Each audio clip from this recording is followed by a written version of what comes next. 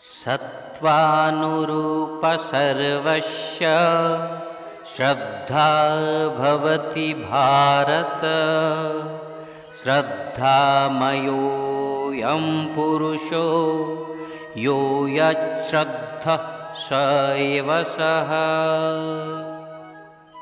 बंधुगण, श्रद्धा विषय आगकू प्रभु श्रीकृष्ण कहउछंती समस्त मनुष्यर श्रद्धा तांकर अंतकरण अनुरूप होइथाए।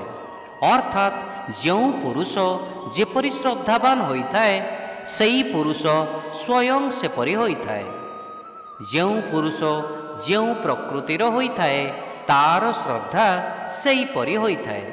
किंबा आमे कहि परिबा जो पुरुषर श्रद्धा जेपरि होइथाए सेई पुरुषर स्वभाव सेई परि होइथाए।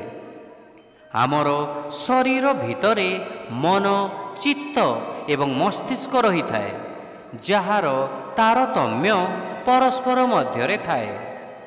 आपणक कर्म आपणकर संस्कार रूपरे आपणकु बनै थाए एवं एहीपरि भावरे पुरुष ठारे श्रद्धा बनि थाए।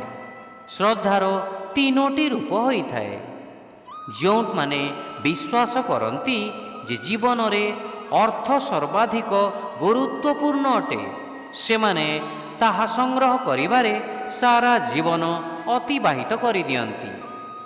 जो माने जश को अधिक महत्वपूर्ण दियंती से माने तांकर समस्त समय एवं शक्ति राजनैतिक पदवी एवं सामाजिक प्रतिष्ठा पई व्यतीत करि दियंती।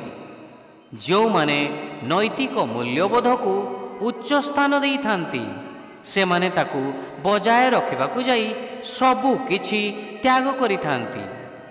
एवं जो माने भगवत प्राप्तिर गुरुत्व उपरे दृढ़ विश्वास करती से माने ताहार अनुसंधान रे भौतिक जगत त्याग करि थांती। तेणु श्रीकृष्ण कहउछंती जे आम विश्वासर गुणवत्ता आम जीवनर दिग निरूपण करे। प्रतिपक्षरे मनर स्वभाव द्वारा आम विश्वासर गुणवत्ता निरूपित होइथाए। शिक्षा प्रत्येक मनुष्यर विश्वास तांक मनर स्वभाव अनुरूप होइथाए।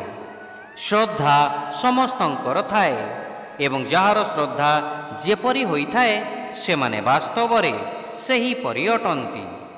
The faith of all humans conforms to the nature of their mind.